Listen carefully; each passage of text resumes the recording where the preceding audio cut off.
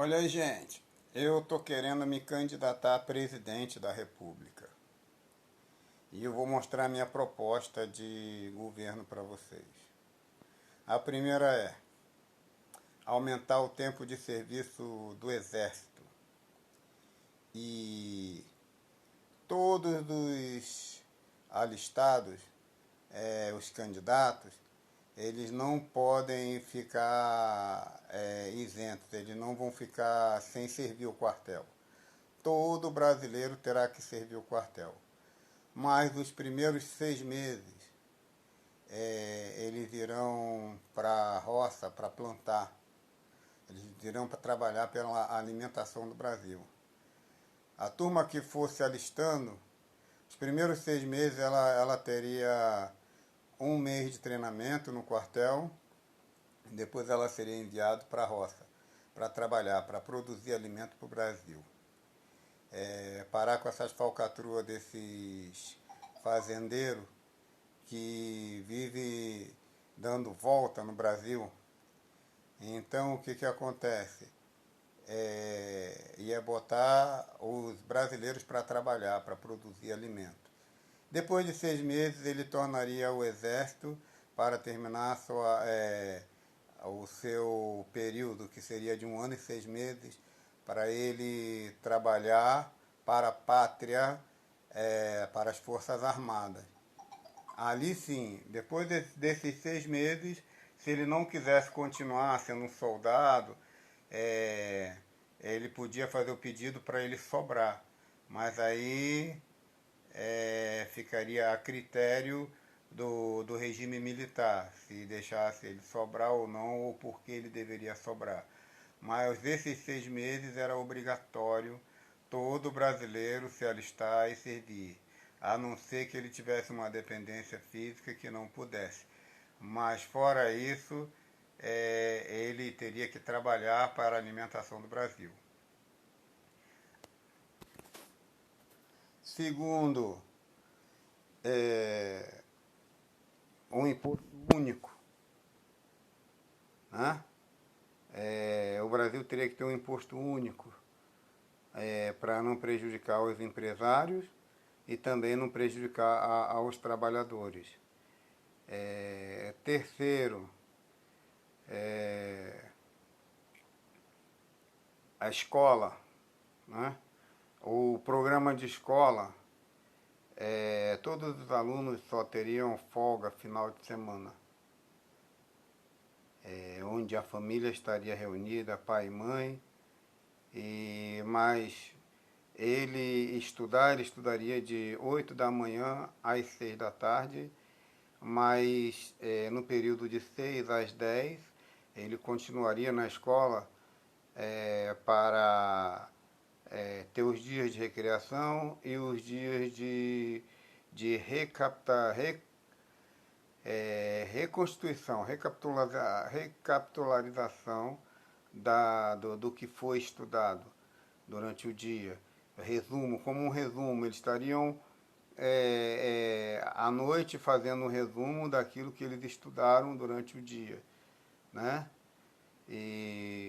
Ou fazendo algum curso profissional que fosse satisfatório para a vida dele no término do estudo, né? Quando ele se formasse, caso ele não quisesse fazer uma faculdade, mas ele teria uma profissão para ele se virar ou para procurar um emprego, para ele trabalhar de autônomo, mas ele já sairia da escola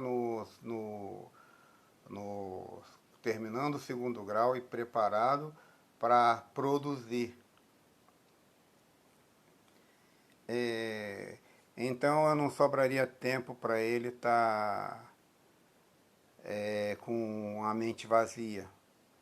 E nos finais de semana, ele estaria em casa com os pais, né?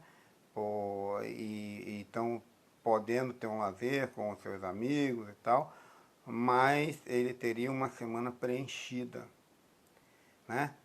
E segundo, a saúde. A saúde, iria investir mais na medicina. Eu vejo aí, ó, postos de saúde que são pequenos, mas poderia ser na mesma área construir andares para cima, né? Para poder ampliar o atendimento, entendeu? Nós já temos os postos de saúde, já temos as UPAs, então o que, que nós faríamos? Ampliaríamos 4 andares, 5 andares, de maneira que ampliaríamos o atendimento, né? E investiríamos mais em médicos, enfermeiros, né? E trabalhadores da área da medicina. Escola. Por que o aluno tem que fazer concurso? Não, no segundo grau, né?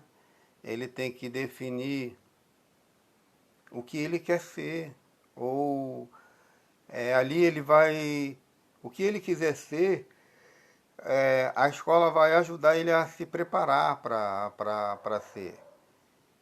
Se ele quiser trabalhar, fazer concurso, né? A escola ali vai preparar para ele fazer um concurso. Mas se ele preferir trabalhar para si ou para alguma empresa, então a escola também ia preparar ele para fazer, né? E parar com esses inventários, por exemplo, o Enem. O Enem é um mistério, porque os alunos não conseguem, na maioria das vezes, chegar a uma certa nota. O Brasil tem que entender que todos precisam se educar e todos precisam chegar até a faculdade. Então, por que dificultar com essa prova do Enem? Nós temos que criar escolas responsáveis e criarmos faculdades onde o aluno ele sabe que tem uma vaga na faculdade, mas quem tem que designar ele para a faculdade são os professores. Então eles têm que aprender a respeitar os professores e junto com os professores lutarem pela sua vaga na faculdade. Mas nós não temos que criar estudos fictícios para evitar dos alunos chegarem à faculdade. Pelo contrário, nós temos que criar meios fortes para que o aluno garanta uma vaga na faculdade. Todos. Nós temos que ter a mesma capacidade como nós temos do primeiro grau para o segundo grau, um acolhimento para todos os alunos que passam. Nós temos que ter faculdades governamentais que supra todo o aluno do segundo grau também e facilitar. Você vê que se tu perguntar a um médico de 30 anos de trabalho, 20 anos de trabalho, o que é uma equação, ele não sabe nem mais fazer uma equação. Mas na época ele estudou, ele passou para o primeiro, para o segundo grau e ele terminou. Ele fez, entendeu? A sua faculdade. Hoje ele não se lembra mais de assunto de oitava série, de nono, mas ele vive ali a área da medicina dele, a área que ele trabalha dentro dela. Então é isso que importa.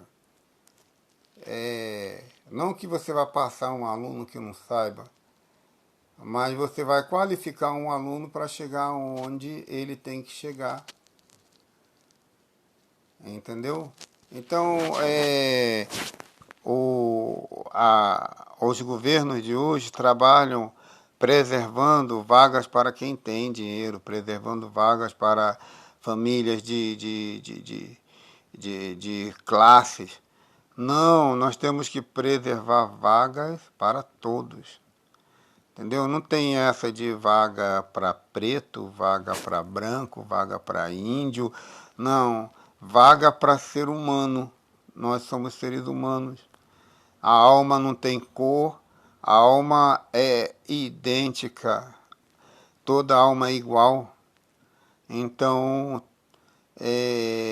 os nossos valores são mais internos do que externos.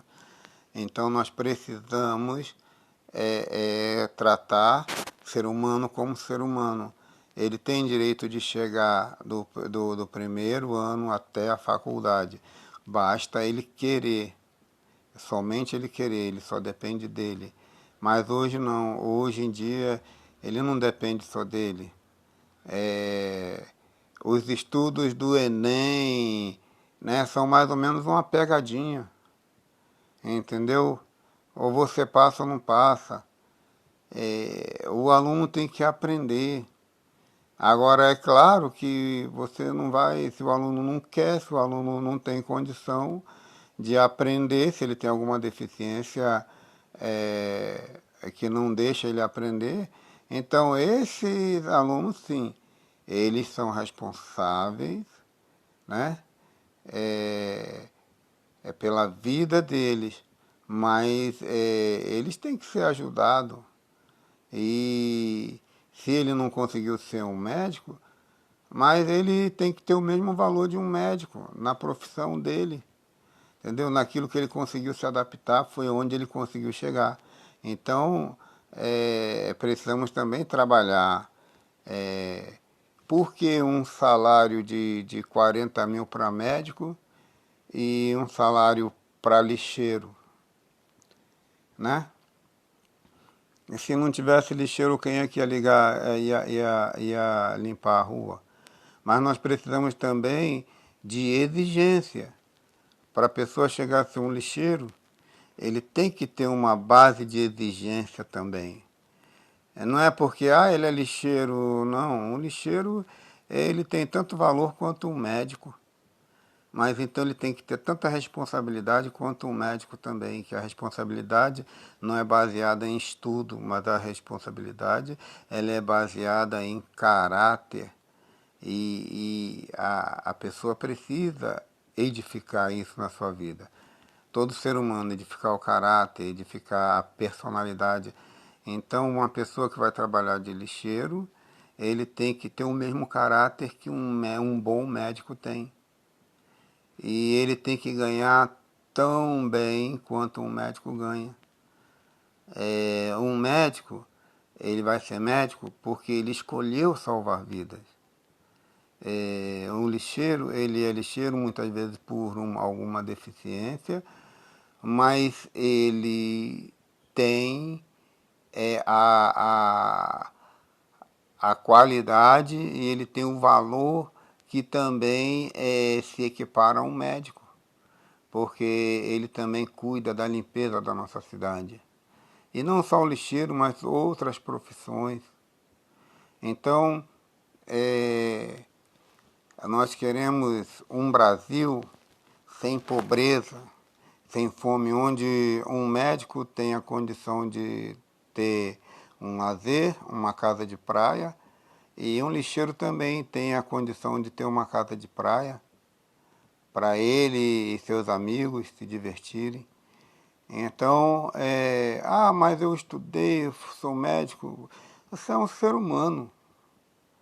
E se você, como ser humano, não ama o teu próximo e não quer que ele tenha tantas coisas quanto você tem, então você é um egoísta.